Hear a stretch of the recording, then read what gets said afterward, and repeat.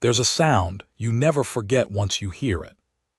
Not the sound of a city, not the wind, not even the weird mechanical hum the colony generators make at 2 in the morning when the load drops and everything gets just a little bit quieter than it should. No, I'm talking about something else entirely. Something small, something desperate, something that didn't belong in the hallway outside a fourth-floor apartment on Kepler Station, where the air recyclers clicked every 9 minutes, and the only neighbors were a retired survey pilot named Gorsh and an Orathian couple who kept fish so bioluminescent you could see them glowing under the door crack at night. I'm talking about a cry. Not a human one. I know what human babies sound like. My sister had twins 3 years ago back on New Canton, and I spent 2 weeks sleeping on her couch listening to them scream in stereo. I know the pitch. I know the desperation. I know that particular kind of helpless fury that babies put into their crying, like they're furious at the whole universe for being so large and so cold. This wasn't that. This was quieter, thinner, like someone had taken that same desperate note and stretched it through a much smaller throat, high-pitched at the peaks, almost silent at the troughs, with this little wet hiccup in the middle of every third cry that made something deep in my chest go tight. It was 2:47 in the morning. I had work at 6. Real work, the kind where you stand in a colony maintenance corridor for 12 hours checking thermal seals on atmospheric pipes while your scanner beeps at you and your feet slowly die. I needed sleep. I had been asleep.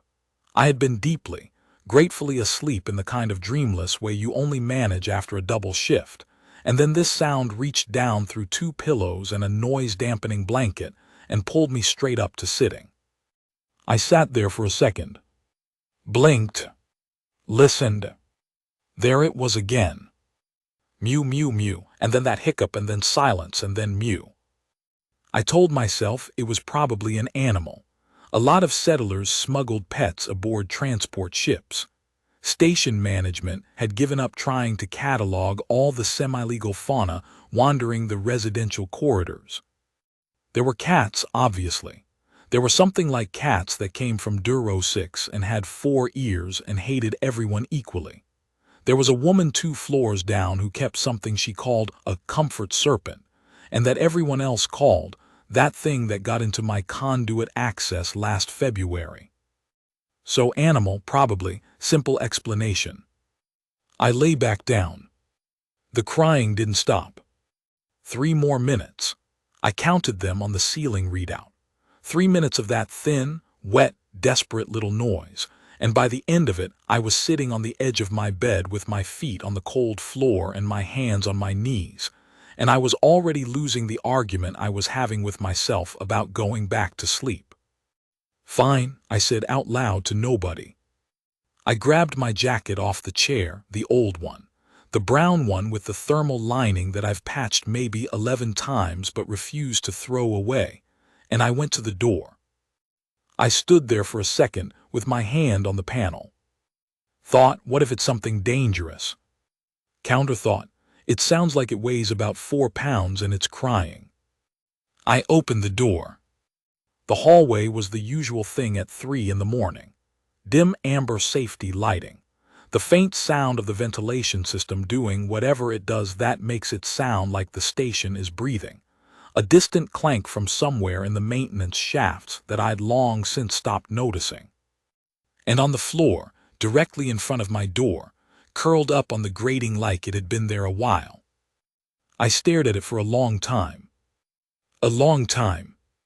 Because the thing is, and I want to be very clear about this, I know what animals look like. I grew up around animals.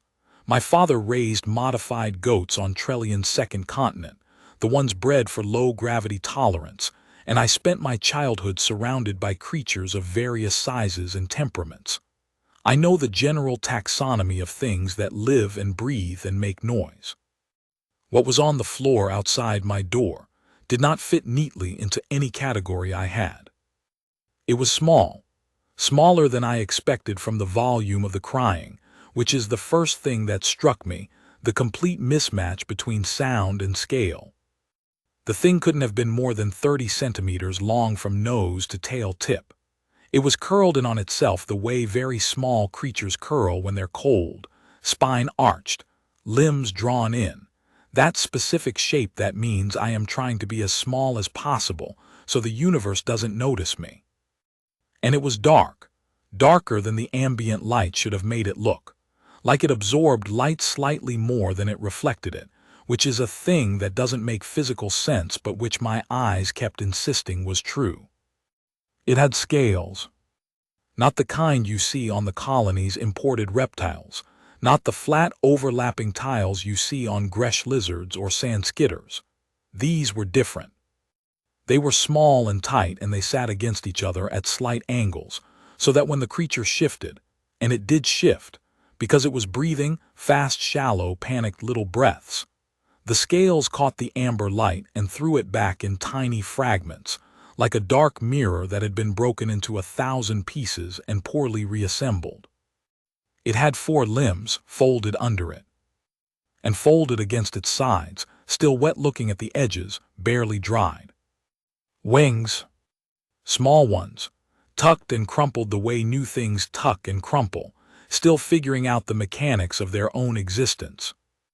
It had a snout, not long, not the dramatic elongated thing you see in old Earth mythology. Short and blocky and a little squashed looking, the way baby things often look before their proportions catch up with their potential. Its eyes were closed. It was still crying. Mew mew. And here's the thing I keep coming back to. The thing I could not explain then and have spent the last 8 months trying to explain and have mostly given up on. The moment I crouched down in front of it, the moment I got close enough that my own breath must have changed the temperature of the air around it by half a degree, it stopped crying. Just like that. Its eyes opened. And they were gold. Not metaphorically gold, not amber or yellow or the color of old brass. I mean gold. The color of refined mineral gold, bright and deep and slightly unreal looking, the kind of color that shouldn't exist in something organic. Those gold eyes looked at me. And I felt. I don't have a good word for it. I've been trying to find one for 8 months. The closest I can get is recognized. Like something that had been looking for something had found it. Like a search algorithm hitting a match. But that sounds cold, and this wasn't cold. This was the opposite of cold. This was warm in a way I felt in my sternum more than in my skin. The creature looked at me. And it made a sound that wasn't crying. Lower, softer, almost tentative. A single note rounded at the edges. Hey, I heard myself say. Which is not, in retrospect, the most impressive thing a human being has ever said at a historic moment. But it's what came out. I didn't pick it up right away. I know that sounds strange given what came later, but I want to be accurate about the timeline. I crouched there for probably 4 minutes just looking at it and it looking at me, and I was running through my entire mental catalog of explanations and discarding them one by one. Somebody's pet that escaped. Possible, except I had never in my 4 years on Kepler station seen anything that looked remotely like this, and I had a pretty good working knowledge of what the station's unofficial menagerie looked like. A Dracari hatchling. That was the first specific thought. The Dracari are a non-humanoid species that the Galactic Assembly had recently granted provisional contact status, and they were, as far as anyone knew, reptiloid, large and completely incapable of surviving in a human-standard atmosphere for more than a few minutes. So not that. A gene mod experiment. We had labs on the station, research divisions. This was, technically, the most reasonable explanation, except that someone doing gene modification work didn't usually lose their subjects in residential corridors at 3 in the morning, and the thing on the floor in front of me did not look like an experiment. It looked like a thing that existed completely on its own terms, with no apology and no uncertainty about its own nature. A hallucination. I was tired. I had been tired for months. But I had touched the floor grating with my bare feet and it was cold, and the cold was very real, and the creature's breathing was very real, and those gold eyes were very real. I reached out. Slow, palm up, the way you approach any animal that's small and stressed and might bite you. It watched my hand. It didn't move, didn't retreat, didn't make a threat display of any kind. When my fingers were about 5 centimeters from its nose, it leaned forward just slightly, just a millimeter, almost imperceptible, and touched the tip of its snout to the tip of my middle finger. That warmth in my sternum flared. I turned my hand and let it rest, palm open, on the grating beside the creature. It looked at my hand, looked at me, looked at my hand again. Then it climbed on. It weighed almost nothing. That surprised me. It looked like it should have some heft to it, scales, bone structure, those folded wings. But when it settled onto my palm, it was barely there. The weight of it was like holding a small bird, that hollow-boned lightness, the kind of thing that makes you instinctively careful because it feels so breakable. It arranged itself, coiled its tail around my wrist, folded its legs under. The wings stayed tight against its back.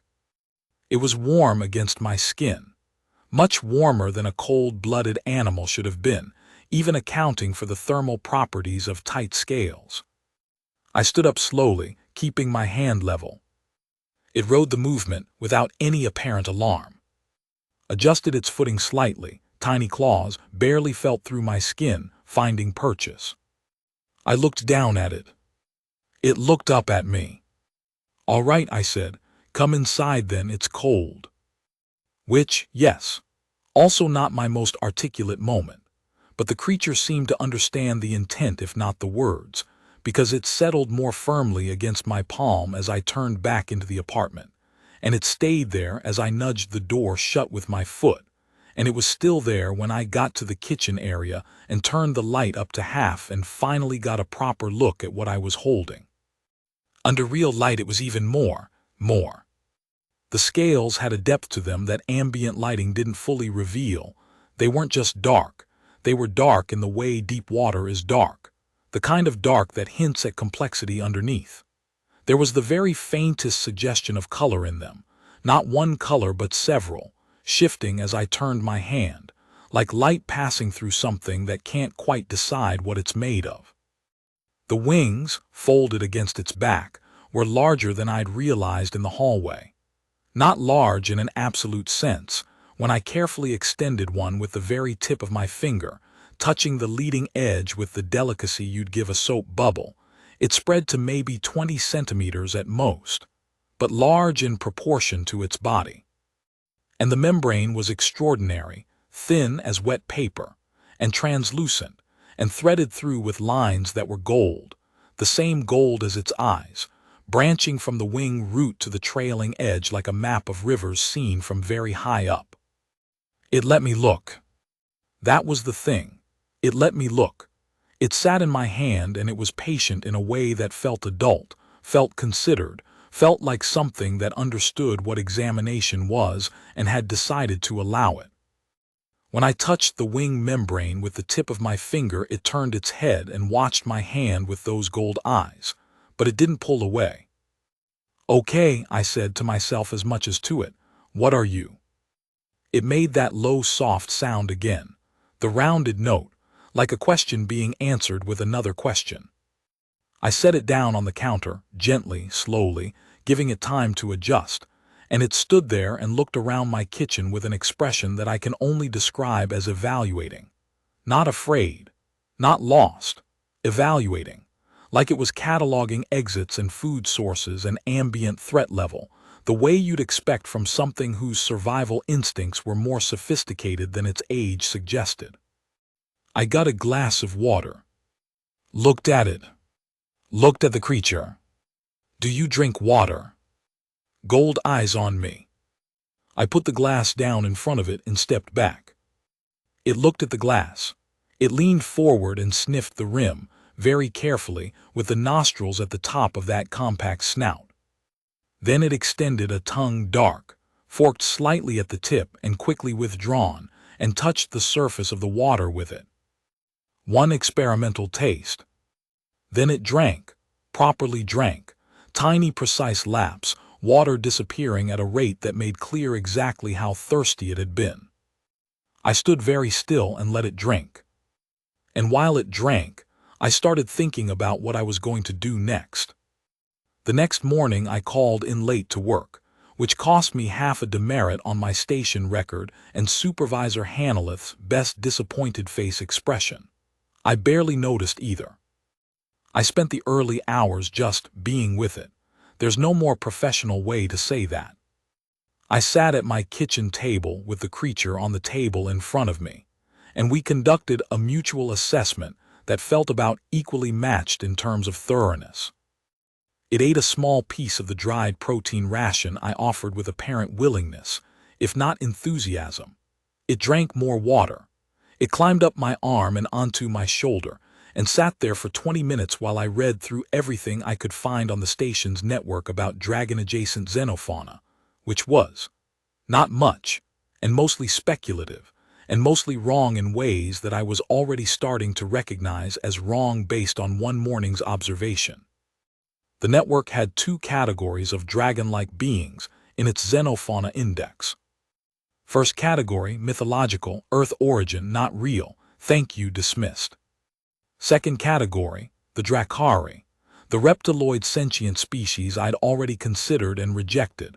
Large, apex predators, atmospheric incompatibility with human stations, completely different scale. The smallest Dracari adults on record were 2.5 meters at the shoulder.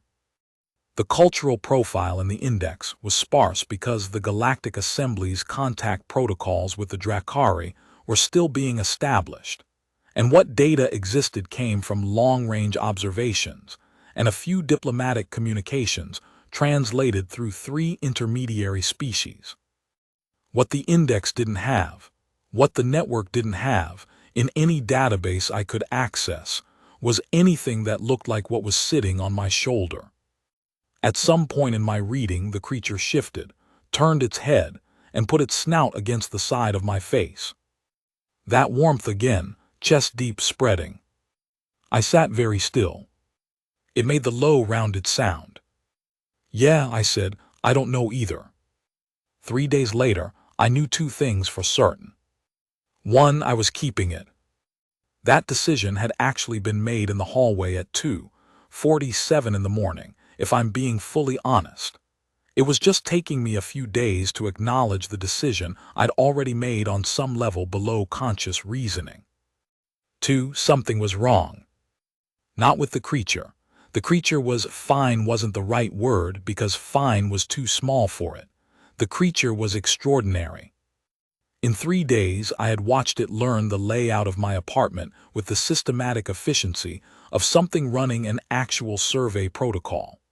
I had watched it eat, more adventurously as the days passed, with an apparent preference for anything that had strong mineral content, which explained the repeated attempts to lick the copper plating on the recycler vent. I had watched it sleep, curled tight, warming itself against my side with a trust that did something uncomfortable to my ability to think clearly about the situation. But outside my apartment, something was wrong. I noticed it first on day 2, when I went to the station's small market to get food, actual food, not rations, because I had a creature to feed, and I was not going to have the first dragon in human-controlled space malnourish itself on compressed protein bars if I could prevent it. The market was quiet. Too quiet. Kepler Station had about 2,000 residents and a rotating population of another 400 or so in transit. The market was never quiet. It was organized chaos from opening to close, voices in 6 languages, vendors arguing with customers, children being navigated around displays with the particular combination of authority and negotiation that markets require. It was half empty. The vendors were there, some of the regulars. But people were walking differently. That particular tightness in people's movement that you learn to read when you spend time in colony environments, where social tension doesn't always have the luxury of expressing itself loudly. I bought what I needed from old Fersh, who runs the dried goods stall and who knows everything that happens on the station, and is willing to tell you most of it if you don't ask directly. I mentioned the quiet, casually, the way you do. Fersh looked at me over his scale reader for a moment. Assembly ships, he said, 3 of them, holding position at the outer marker, been there since yesterday. Assembly ships don't just hold at markers, I said. No, Fersh agreed, they don't. I bought my food. I went home. And I looked at the creature sleeping on my pillow, which it had claimed with an absoluteness that brooked no argument. And I started to think about what 3 galactic assembly ships at the outer marker of a mid-level human colony station might be there for. Part 2, what they came for. I found out what the assembly ships wanted on day 4. Not because anyone told me directly, because I was an 11-year maintenance tech on a colony station, and 11-year maintenance techs learn early that information travels through the service corridors about 4 hours before it hits any official channel, and if you know where to stand and how to look like you're checking a pipe fitting, you hear a lot. What I heard, standing in Corridor 7B with a scanner I wasn't actually scanning anything with, was a conversation between the station's senior diplomat, an Orathian by the name of Thesavek, and the head of station security, Commander Bren Dacourt, who I knew slightly from the 2 years I'd spent doing maintenance work in the security division's back sections. They were speaking in Standard, which was the first indication that whatever they were discussing was intended for eventual translation to multiple species, because Dacourt normally used New Canton Creole when she was off-duty, and she was still partially off-duty, jacket undone, coffee in hand. The assembly, I heard, had issued a retrieval notice for a Drakari juvenile. I stood very still. The Drakari juvenile, Thesavek was explaining, had been transported aboard a diplomatic courier vessel for reasons that he, Thesavek, was not entirely clear on and did not entirely believe the explanation provided for. The juvenile had disappeared from the courier vessel sometime in the 6-hour window when the ship had docked at Kepler for resupply. The assembly wanted the juvenile returned. The 3 ships at the outer marker were there to ensure compliance. How big is a juvenile Drakari? Dacourt asked. I'm not certain, Thesavek said. The assembly's data on Drakari biology isn't comprehensive. Big enough to hide on the station without being spotted. Apparently. A pause. The assembly is very serious about this, Thesavek said. The language in the retrieval notice is not casual.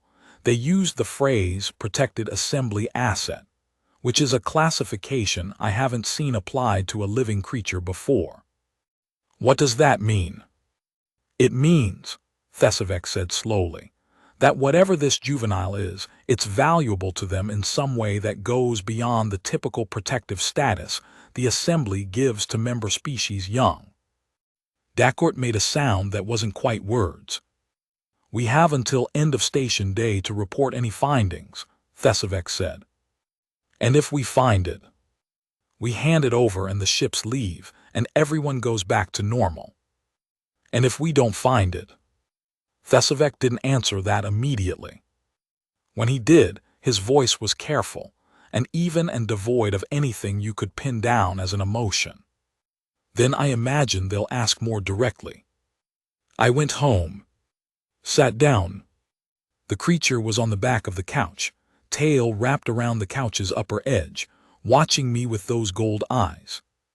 Okay, I said, I think you might be a Drakari. It looked at me. And apparently some people want you back. It continued looking at me. I'm processing, I said. Give me a minute. Here's the thing about the Galactic Assembly. They're not, in the way that human fiction always imagined alien governing bodies, either clearly benevolent or clearly malevolent. There's something more complicated and in some ways more frustrating. They're bureaucratic. They're a body of 43 member species running a governance structure that's about 8,000 years old. And in 8,000 years of governance, you accumulate an absolutely stupefying quantity of precedent, protocol, political debt, and deeply entrenched interest groups. Humans had been provisional members for 60 years. Not full members, provisional. There was a distinction, and it was not subtle. Provisional members had limited voting rights, limited legal standing in assembly courts, and were subject to a set of obligations that full members were not, including the obligation to comply with assembly retrieval and search orders. A Dracari juvenile classified as a protected assembly asset, found on a human provisional member station. The law here was not on my side. I understood that clearly. What I understood less clearly was why the law felt wrong, why the automatic response in my gut to everything I just overheard was not I should report this, but I should protect it. It climbed off the couch and walked across the cushions to me, and it put one scaled forepaw, barely felt through my shirt, on my arm, and it looked at me with those impossible gold eyes. And I thought about the hallway at 2:47 in the morning, and the crying that was too desperate, and the way it had stopped when I opened the door, and the way it had looked at me not like a lost animal looks at the first human it finds, but like something arriving at a destination. It hadn't been wandering. I was beginning to think it had been running. "Okay," I said again. And I made the second decision of this whole thing in the same way I'd made the first, not with reasoning, not with deliberation, but with something sitting under all of that, something that knew what it knew. I was not handing it over.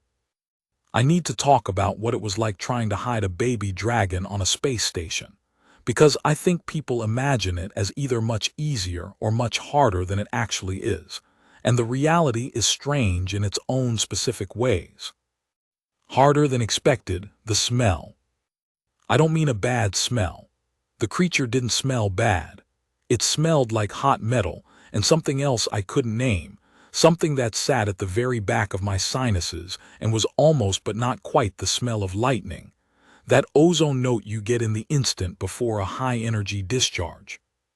The smell wasn't strong, but station recycling systems are extraordinarily sensitive because they have to be, because the same systems that filter oxygen also monitor for contaminants. And I spent about 2 days genuinely worried that the atmospheric sensors were going to flag the presence of something with an unusual biological signature. They didn't.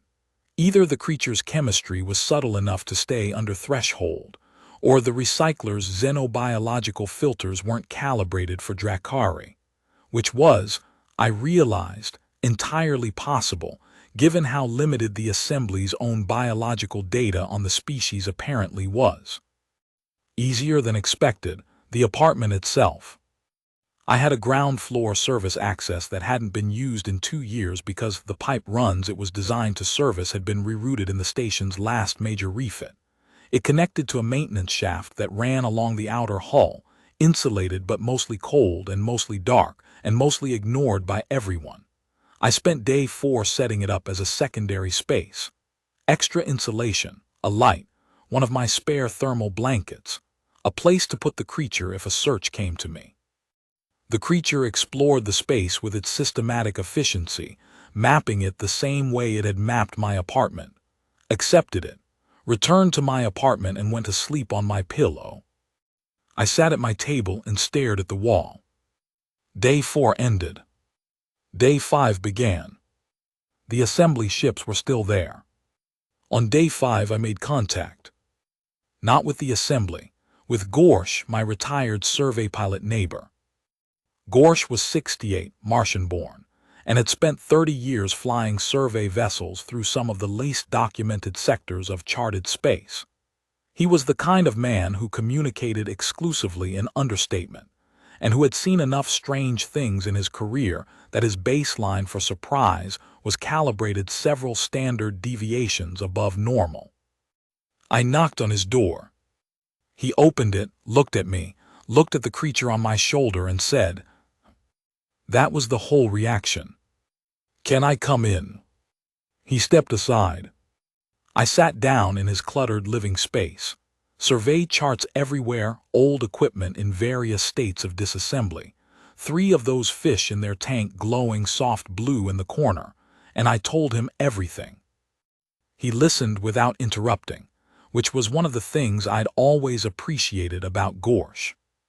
When I finished, he was quiet for a moment. "Drakari," he said. "That's my best guess. The Assembly's data on Drakari biology is about 40 years out of date," he said.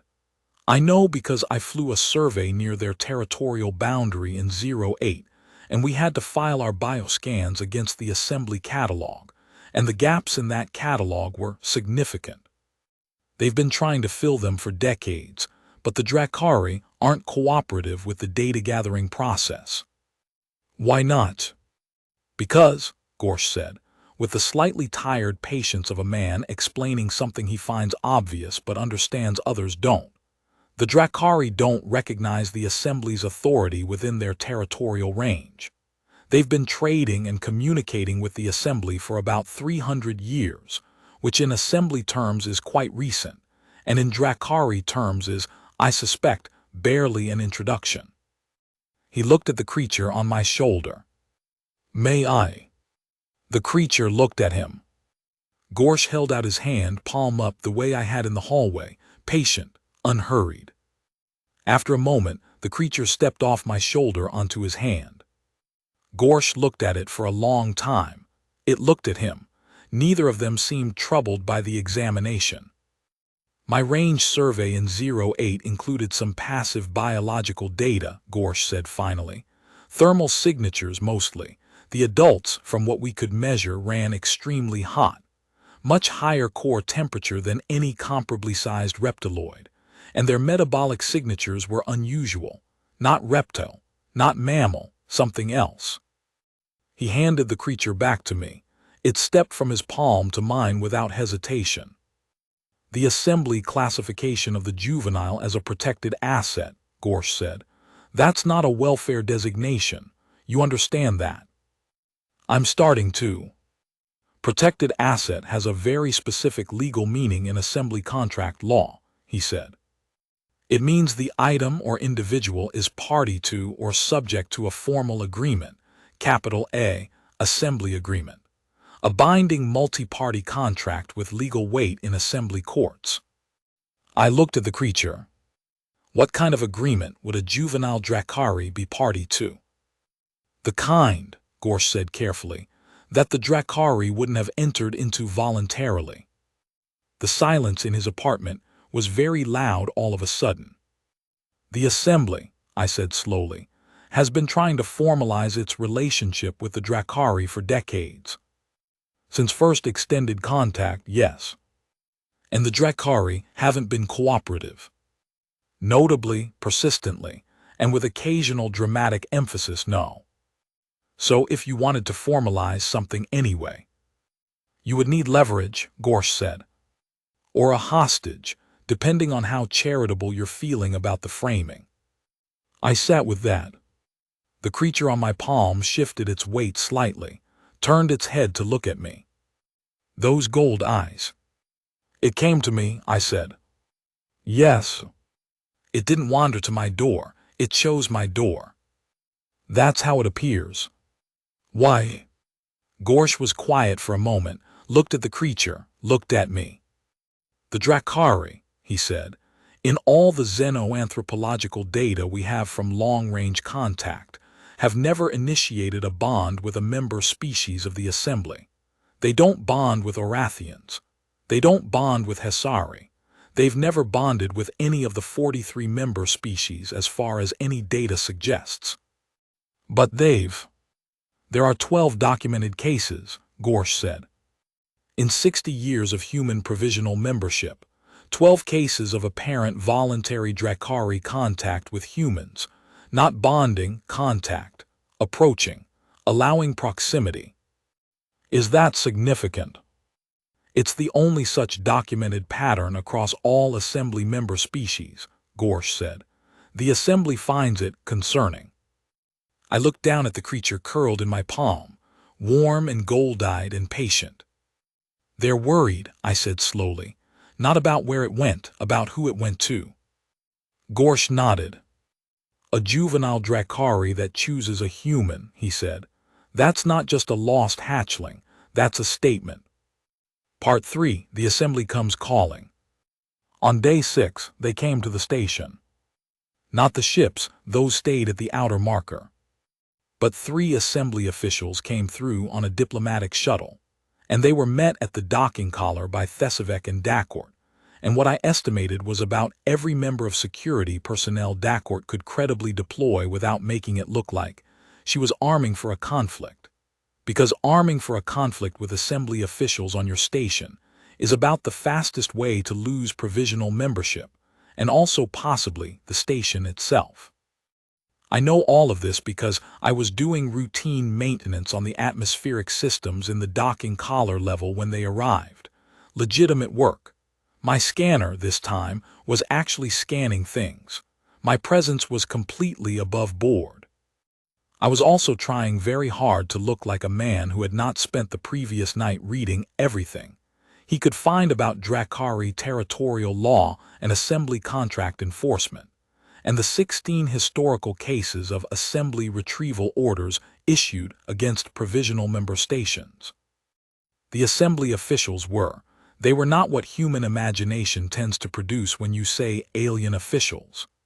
They were Hesari, which is one of the older assembly member species, and they were tall, not dramatically but genuinely tall, maybe 210 at the shoulder, with a bilateral symmetry that was almost but not quite human, in the way that a reflection is almost but not quite the thing it reflects. They wore assembly formal attire, which is a gray that isn't quite gray, and they moved with the particular economy of beings for whom deliberation is not a style choice, but a deeply ingrained behavioral pattern. The lead official, I got a good look at the face as they passed, which I was able to do because my maintenance panel was roughly at eye level, and I had a legitimate reason to be looking in that direction. Had the kind of expression that bureaucratic power tends to produce. Not unkind, not cruel, but entirely convinced of its own correctness, which is in some ways more alarming than cruelty because cruelty at least knows what it is. I went back to my maintenance work. I finished my shift. I went home and looked at the creature and said, "They're here." It looked at me from the pillow. "I need you to use the access corridor tonight," I said. "Just for a while. I know it's cold." I added more insulation. It watched me. I don't know if they can sense you or track you, or I don't know what they can do. I just know I want you somewhere they're less likely to look if they come here. I felt strange talking to it.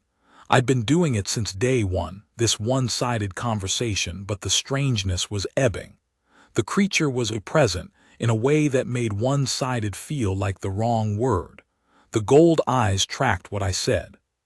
The slight shifts in its posture correlated with shifts in what I was expressing in a way that was either genuine comprehension or the most sophisticated mimicry I'd ever encountered. I was not, by day 6, inclined to bet on mimicry. "I'm going to figure this out," I said. And then I stopped, because I realized I'd said it not to reassure the creature but because I meant it. Because somewhere in the last 6 days, figure this out had stopped being a vague intention and become something with actual weight. Something I was actually going to do. The creature made the low, rounded sound. I put my hand down. It stepped on. I sat there for a while with it on my palm, its warmth against my skin, those gold eyes closing slowly as it moved toward sleep, and I thought about what Gorsh had told me, and what I'd heard in the corridor, and the cold geometry of what the assembly was actually here for. Then I put it very gently in the access corridor, on the insulated blanket, and went to bed, and did not sleep much. The search came on day 7. I don't mean they knocked on my door specifically. They searched the whole station, systematically, deck by deck. Dacourt had apparently negotiated the form of the search, if not its fact, and the deal she'd struck was that assembly officials would accompany station security on the search, and that station security would lead the process. This was either Dacourt being diplomatically clever or Dacourt genuinely trying to protect her people's standing while complying with the spirit of the order. I wasn't sure which, and it probably didn't matter. What it meant practically was that a station security officer I knew slightly, Yevrish, a young Terran woman who had been on the force about 2 years, knocked on my door at 10 in the morning, with a Hesari assembly official standing about 1 step behind her right shoulder. Yevrish looked like she would rather be anywhere else. "Morning, Marin," she said, using my last name, which she'd never done before, which meant she was being formal on purpose, which meant she was telling me something. "Station-wide search, following an assembly retrieval notice. Do you mind if we come in?" "Of course not," I said. And I stepped aside and I let them in, and I stood in my own kitchen while Yevrish did a careful and thorough sweep of my apartment, checking the closets, the bathroom, under the bed, the couch, behind the equipment rack, everything. She was good. She didn't miss things. She found the creature's water glass from the previous day, still sitting on the kitchen counter, and she picked it up and looked at it. "Yours?" she asked. "Left it from last night," I said, clumsy. She put it down, looked at the Hesari official. The Hesari official was standing in the middle of my apartment and looking around with an expression I couldn't read. But I could see its eyes moving in a pattern that wasn't casual, that was systematic, that was the movement of something trained to detect. It moved toward the wall where the access panel was. My heartbeat did something complicated. The official put one hand flat against the wall, stood there, still. Yevrish was watching it. I was watching the counter, the glass, the recycler, everything except the panel in the wall, because looking at the panel was the last thing I could afford to do. The official moved its hand along the wall, 12 centimeters to the right of the panel, stopped, then moved back, past the panel, to the left. It lowered its hand, turned, said something to Yevrish in assembly, standard that I caught maybe 60% of. The phrase I caught clearly was thermal differential, and the phrase I caught partially was insufficient for confirmation. Yevrish looked at me. "We're done here," she said. "Thanks for your cooperation." "Of course," I said. I walked them to the door. I shut the door. I leaned against it. My hands were shaking. I waited 2 hours.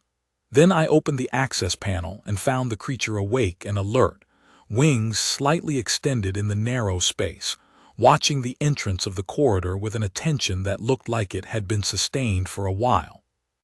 It saw me, and the wings folded. The low sound. "Yeah," I said, "that was close." I brought it back into the apartment. Sat on the couch.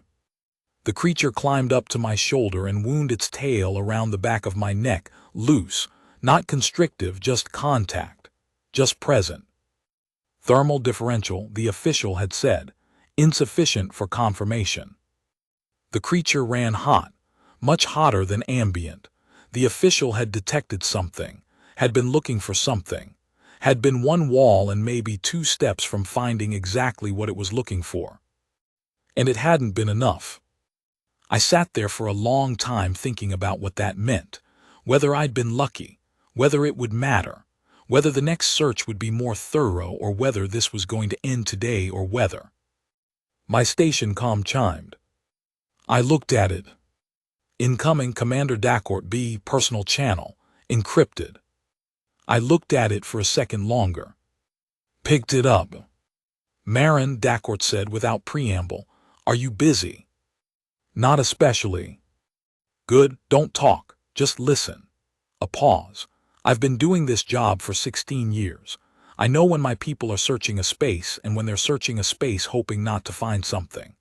Yevrish has been on the force for 2 years and she's honest and I trust her. And this morning after the search she filed her report in exactly the right amount of time with exactly the right amount of detail, which is to say, enough detail to be complete and not one word more. I was very still.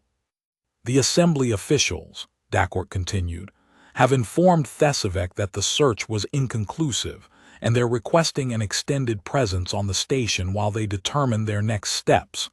Thesevec has agreed because he doesn't have a lot of options. They'll be here for at least another 3 days. Okay, I said. I'm going to tell you something that is not official and not on any record, Dacourt said. In 30 years of Assembly human relations, the Assembly has never issued a protected asset retrieval order for a living creature.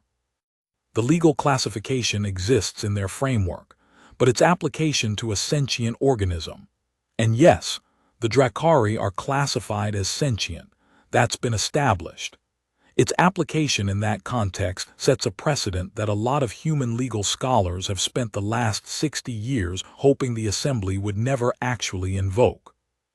Because if the Assembly can classify a sentient being as a protected asset, Dacourt said, and issue retrieval orders for that asset to provisional member stations, and have those orders enforced, the implications for human provisional membership are significant, and not in a direction that favors us.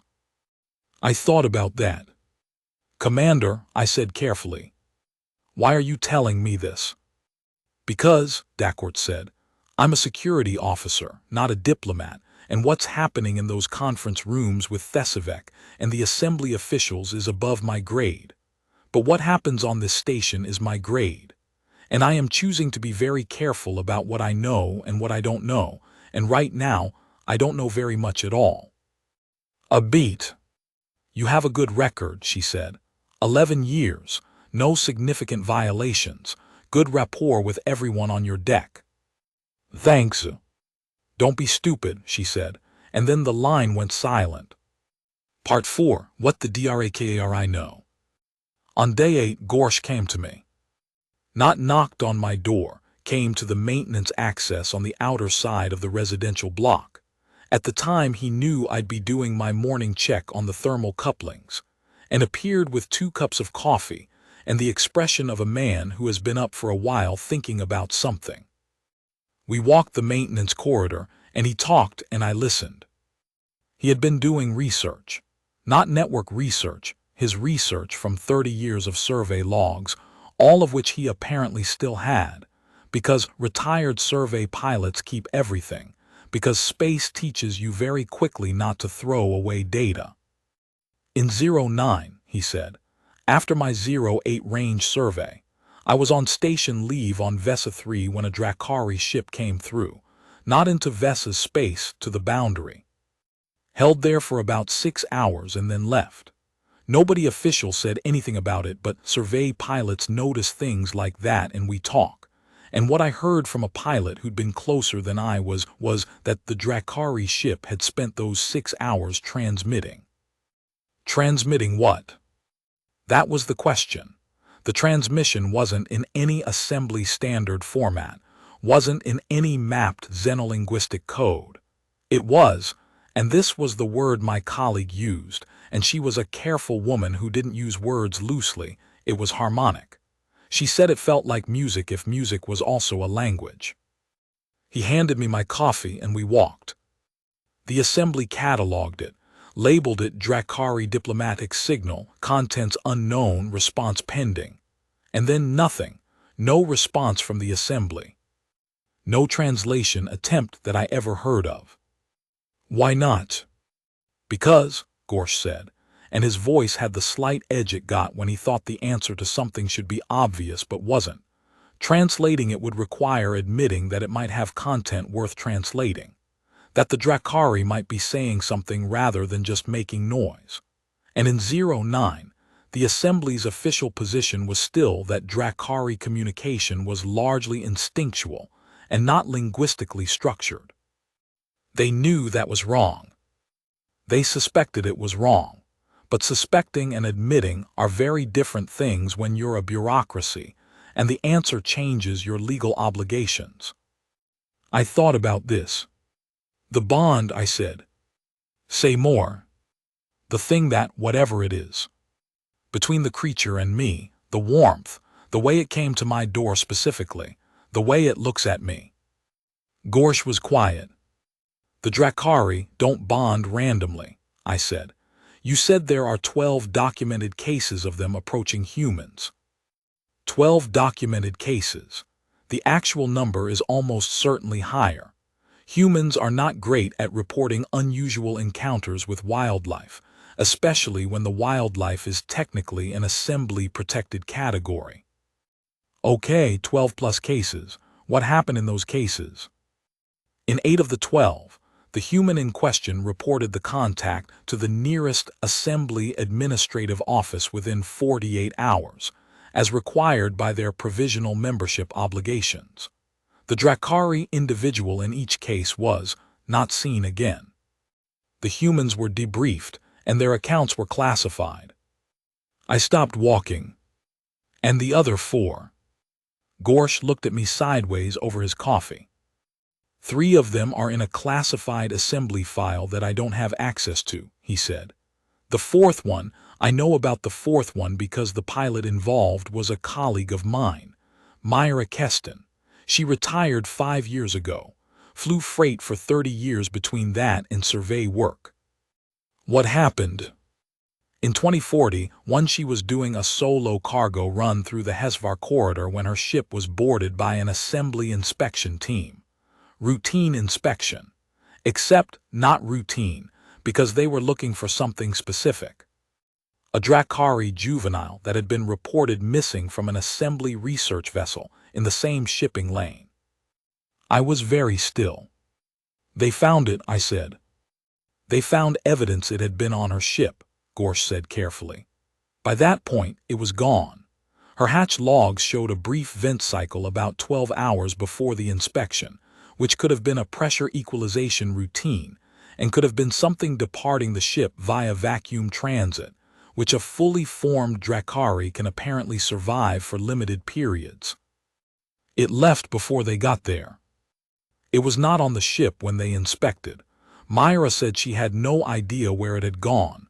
That's what she said then, and it's what she said every time anyone asked her for the next 30 years. He paused.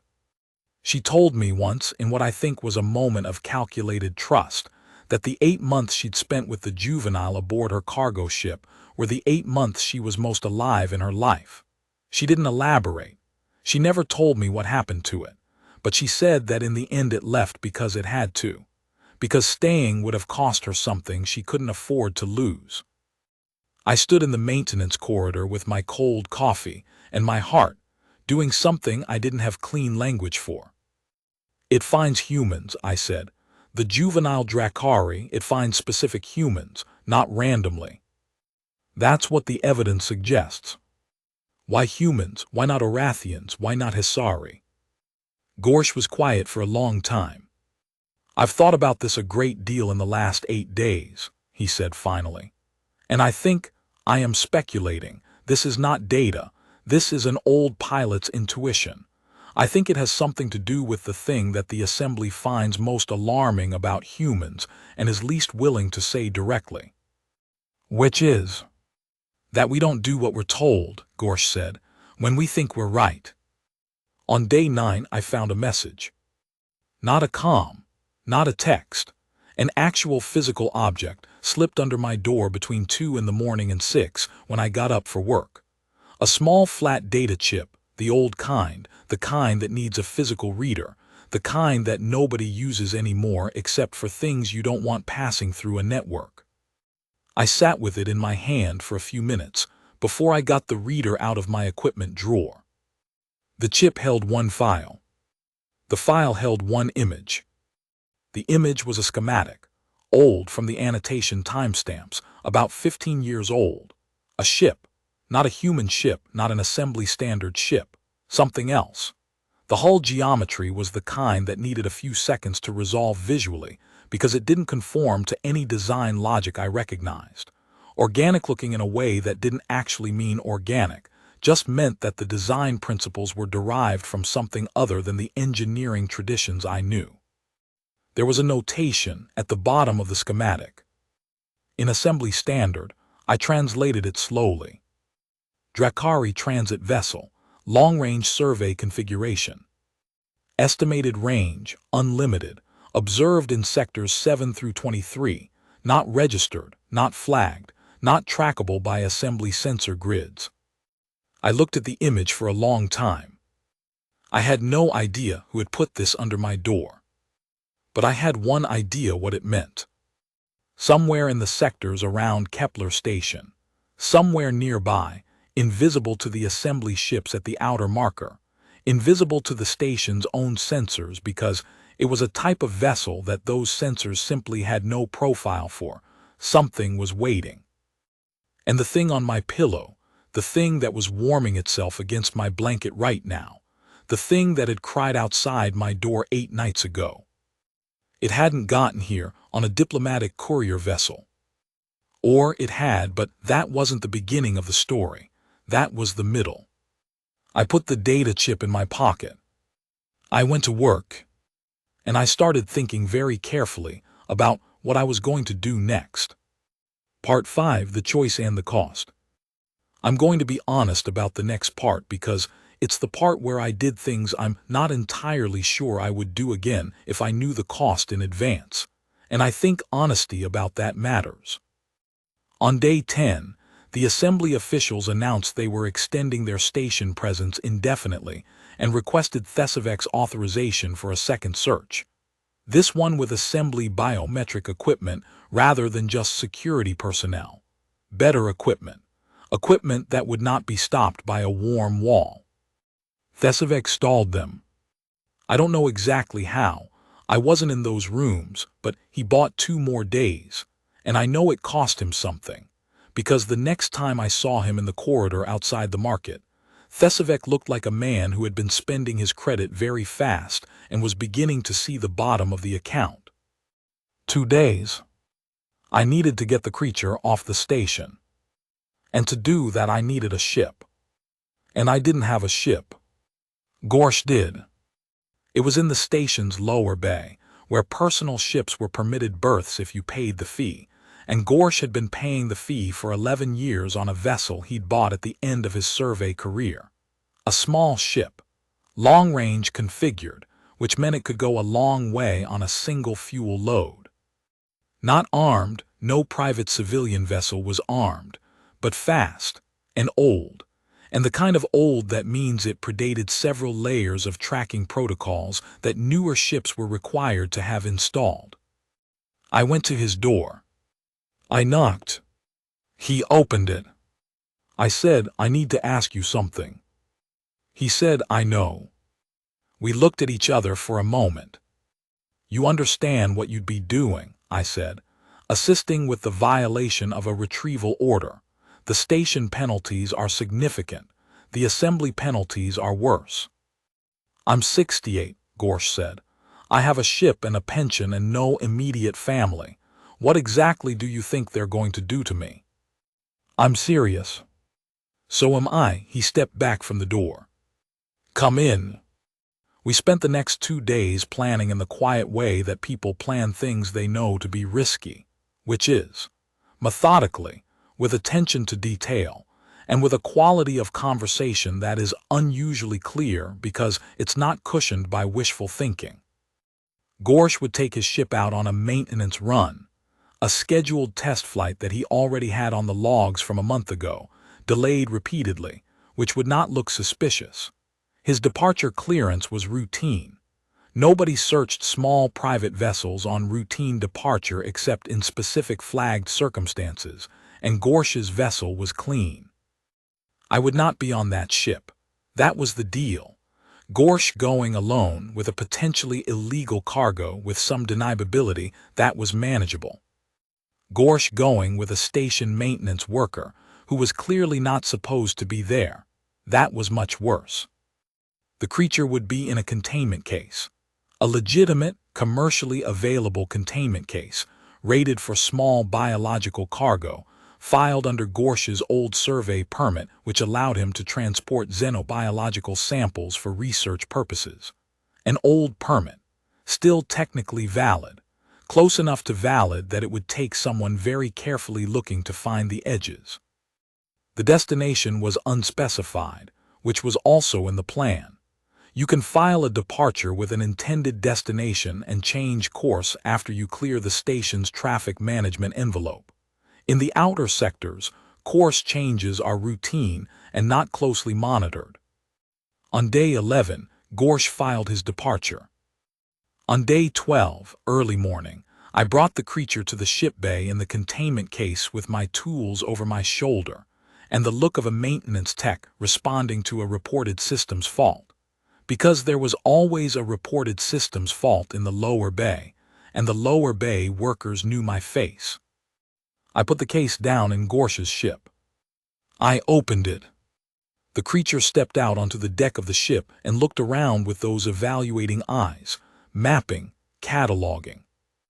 Then it turned to me. And I'm going to be honest, I hadn't thought through this part. I'd thought through every other part.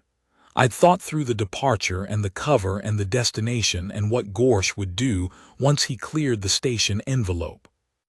I had not thought through standing in the lower bay of Kepler Station, with the hatch seal light turning amber above me, looking at a creature that had come to my door 12 nights ago and crying, and was now looking at me with eyes the color of refined gold.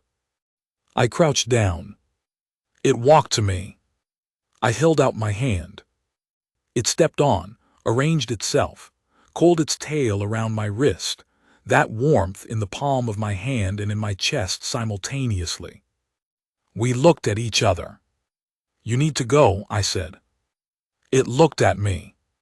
There are people out there who think they own you, I said, and they don't. You understand that, right? Nobody owns you. The low rounded sound. There's a ship out there, I said. I thought about the schematic. Thought about what was waiting in the uncharted quiet beyond the assembly sensor grids. I don't know exactly where, but I think you'll know how to find it. Its eyes were very steady on my face. You can come back, I said. Someday, when it's safer, I'll be here. That warmth in my sternum, very bright. I lifted my hand up, let it climb from my palm to my shoulder, where it wound its tail around the back of my neck one more time, and pressed its snout against the side of my face for a long moment that felt like it lasted much longer than it did. Then it stepped off. Into the containment case. It looked out at me. I closed the lid. Gently, it was a mesh case it could see through. I could see it looking at me through the mesh. I stood up. Gorsh was behind me. Had been watching. Ready, I said. You're sure, he said, not a question really. Yeah. He put his hand on my shoulder for a second. Then he turned to his pre-departure checks.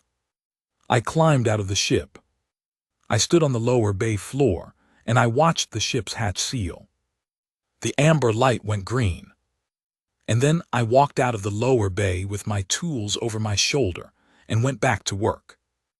I've thought a lot about what the next 48 hours were like. Not eventful in the way that things were eventful before. No crisis, no near-miss searches. The assembly officials were notified of Gorsh's departure. They checked his filing. They saw the old survey permit and the biological cargo classification and the maintenance run notation. And after a period of consultation that Thesevec later described to me, obliquely, as vigorous, they cleared him. Because the permit was legitimate enough. Because the cargo classification, carefully written, covered it. Because Gorsh was 68 and registered and clean, and the paper trail was exactly as long as it needed to be, and not 1 centimeter longer. He cleared the station envelope on schedule. He changed course in the outer transit zone. The assembly tracking systems flagged the course change. Issued a hail. Gorsh responded with engine trouble, documented by a sensor log that he had very cleverly seeded with a minor fault reading 3 days earlier. The hail was satisfied. By the time anyone worked through the paperwork to look more carefully, Gorsh's ship was beyond the envelope, in the outer dark, where the assembly sensor grid gets thin, and where old ships with old transponders can do a lot of things that newer, more observable vessels cannot. He was back in 12 days. Alone. He docked, filed his completion report, and showed up at my door with 2 bottles of something he'd been saving and the expression of a man who has recently done something he feels quietly good about. We sat in my kitchen. He poured. We didn't talk about it in detail, then or ever. There are some things that stay better for not being examined too closely, not because they're shameful, but because they're too important for the examining to survive. What he told me, eventually, after the first bottle was mostly done, was this. In the outer dark, at a coordinate that existed only in a navigation system he subsequently formatted, his ship had been approached by something that his sensors couldn't fully resolve. Not a ghost, not an error, his instruments were clear. But the thing that approached was not registering in any profile the instruments were designed to detect. He had opened the containment case. The creature had stepped out. It had gone to the hatch. And Gorsh had opened the hatch, which is something that makes no physical sense because you can't open a ship's main hatch in the outer dark without killing everyone inside, except that at the moment he opened it the air pressure held, and the cold stayed out, and the creature walked through it into the dark, into the nothing, and was held there in the nothing by something that was reaching for it. Something large. He didn't describe the large thing in detail. I didn't ask for detail. How did it look? I asked. Gorsh thought about it. Like it was going home, he said. Epilogue 8 months later. I still work maintenance on Kepler Station. It's been 8 months. The assembly ships left after 3 weeks, which was around the time that the assembly's legal team apparently concluded that, without the subject of the retrieval order being present, the order itself had no enforcement mechanism, and pursuing it was cost negative. There was a formal communication to Thesivek about the station's cooperation being noted. Thesivek accepted the communication with the diplomatic grace he is paid to display. Nobody has directly said anything to me. Gorsh got a formal inquiry about his course deviation, answered it with the engine fault documentation, and received a notation in his station record that reads minor navigational irregularity, resolved. He found that very funny.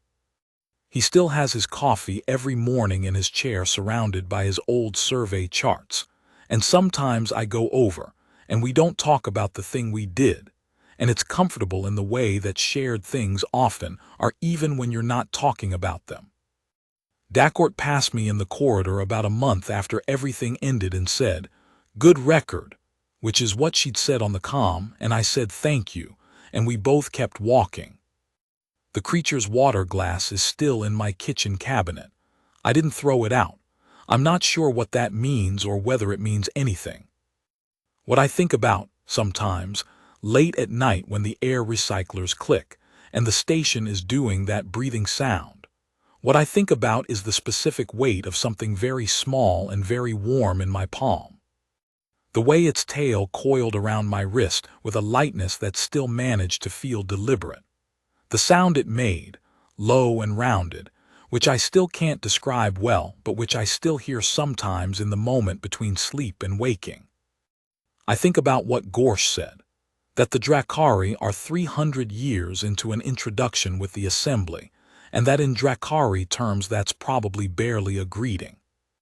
I think about what it means that they keep coming to humans, not the 43 species, humans. Us, in our 60-year provisional membership, our imperfect compliance records, our habit of making decisions from the gut at 3 in the morning when something small and crying is on the other side of the door. I think the Dracari might understand something about that the assembly doesn't. I think maybe what they understand is this, that the thing that makes someone worth trusting is not whether they follow the rules. It's whether they know which ones not to follow and why, and what they're willing to pay for that knowing. I'm not saying I was brave. I'm not even sure brave is the right category.